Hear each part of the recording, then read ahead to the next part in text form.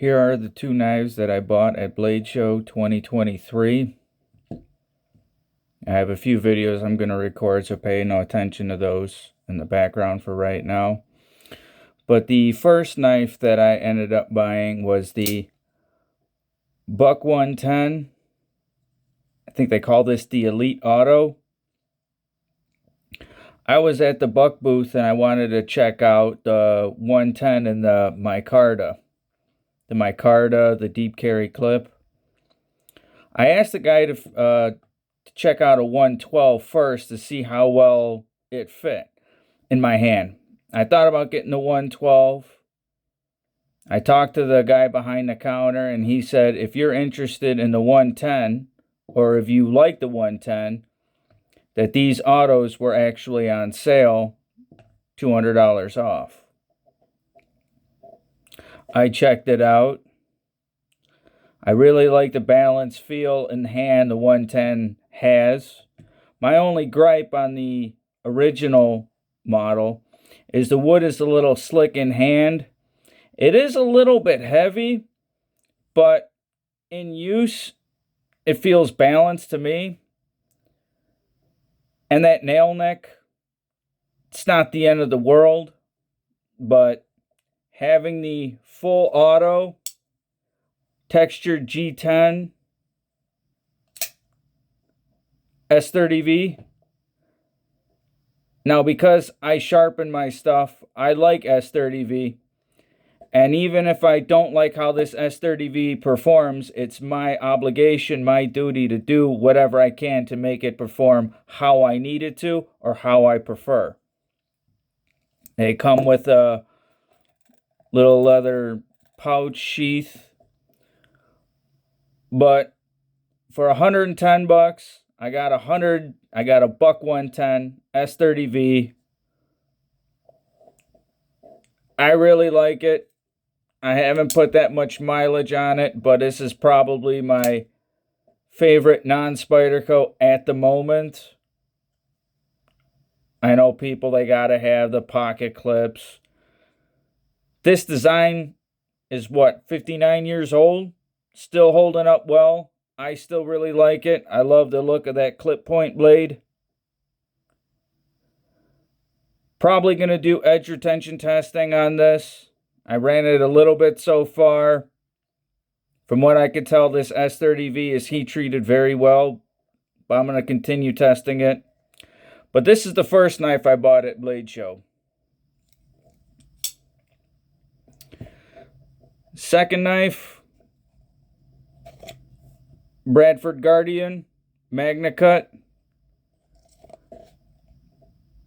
Now, what I really like about this is the cross-draw carry front in front of your body, where it actually extends across. To me, I feel it's more natural to actually come on the side, grab it, pull out. Other stuff that you have, on your belt, like hanging up against your body or whatever. To me, that's my preferred method of actually carrying. Now, this MagnaCut, I do believe Bradford was the first to actually come out with MagnaCut on their models, or one of the first. So I was always interested in actually testing it out. My other MagnaCut knife was a custom, so I feel like I'm able to actually get better or more accurate results of what to expect on MagnaCut in a production setting versus a custom.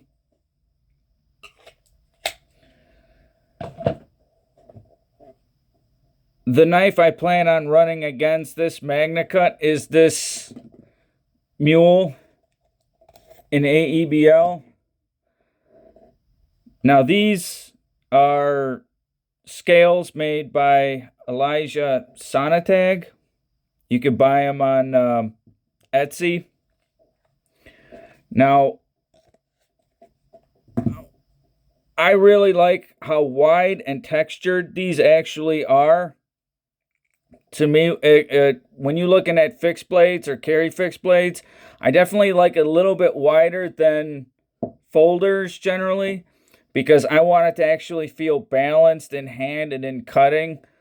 When you're looking at folders, you're looking at pocket clips, the convenience of carry.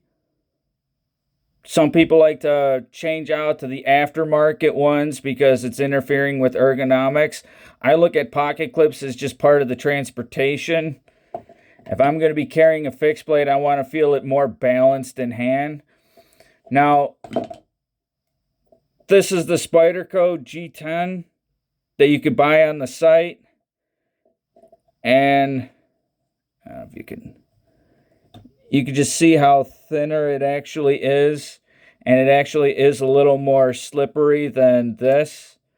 He's got a bunch of colors. They go for about 30 bucks. I got two. I got the orange one on my M398. And I got these, I think they're called Silk Green. If you're looking to buy mule scales, I mean, for 30 bucks, I think it's really fun to try these out. To me, it's function over fashion. I really like these. Now, when I did edge retention testing on this Aeb-l, the last run, I got 345 cuts on my sandpaper. This MagnaCut got 365. So my next line of testing, I'm definitely going to be comparing these. I'm not sure who's going to win out because I'm going to be smacking a dowel rod with it. At least for my first round of testing, to actually test for impacts, to see how well that's actually, if it's affecting edge retention or not. May have interesting results, may have nothing. And even with these wider scales, it actually fits in, at least the leather sheath that they offer better. When you have the regular scales, it seems like there's a lot of slop in the sheath itself. It doesn't lock in. I really like these scales. Obviously, you could get the ones that have the exposed lanyard hole if you're into lanyards. But I really like it. Guy on the forum, Weeping Minora, he was asking me about these. Okay. Now, another thing that I've been doing is I've been running edge retention testing back on 15V again, and this 10V, the River's Edge cutlery, the pair of 3 that just came out. I ran 3 tests so far. I used the 1K super vitrified stone on this 15V. I recorded myself sharpening it, but I did like 3 knives and it was 20 minutes, something around there. I thought it was boring as shit, like poke your eyes out boring, so I deleted that video. I may do another one in the future. I don't know, depending on how I feel. Now, you can see the factory edge on there. Or not factory edge, but the logo scratches. I plan on running these 2 against each other. Maybe 5, maybe 8 tests. Just to see what happens when you compare the 10V versus 15. Now, it's been a couple of years since Spyderco put out 10V. We know Sean Houston, Big Brown Bear, he's responsible for this. At first, I thought he was responsible for this 10V, but he corrected me, saying that no, he had nothing to do with it. I thought he might have overlooked the heat treat on it, but I was mistaken. I'm glad he corrected me. Factory edge on this 10V. I'll be able to actually see the reflection of light on here. I got 325 cuts with this guy, which is actually, I think, an improvement over the original 10V that we actually got years ago. The River's Edge. Both are River's Edge.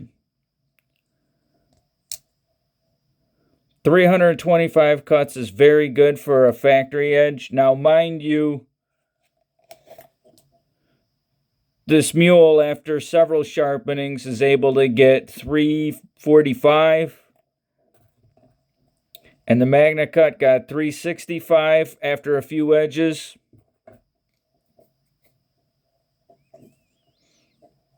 Very nice. Now this 15V Shaman, I definitely like the Manix model better, but I held up using it and testing it because I wanted it to compare it to something else, and this just happened to come along.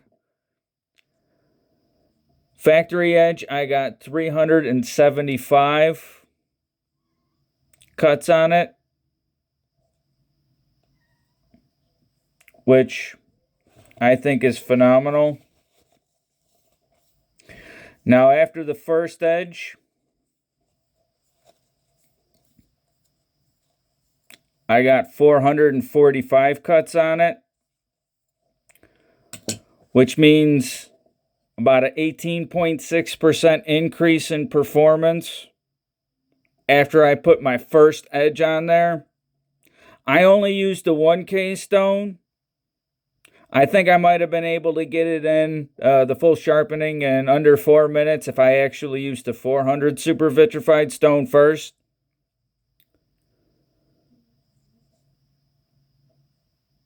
However,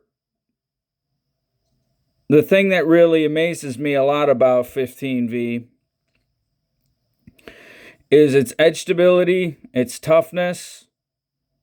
My Manix is reground pretty thin, and I've actually did a lot of twisting cuts. And on my Manix before, I was actually twisting cuts in the wood with the factory edge without any damage. This 15V has a lot more toughness and edge stability than people actually give it credit for.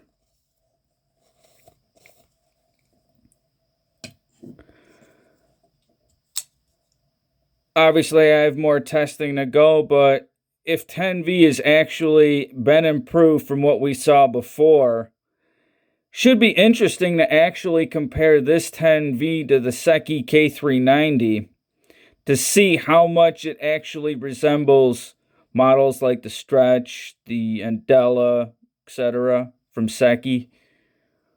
But this 10V seems to be better heat treated than what we saw a couple years ago.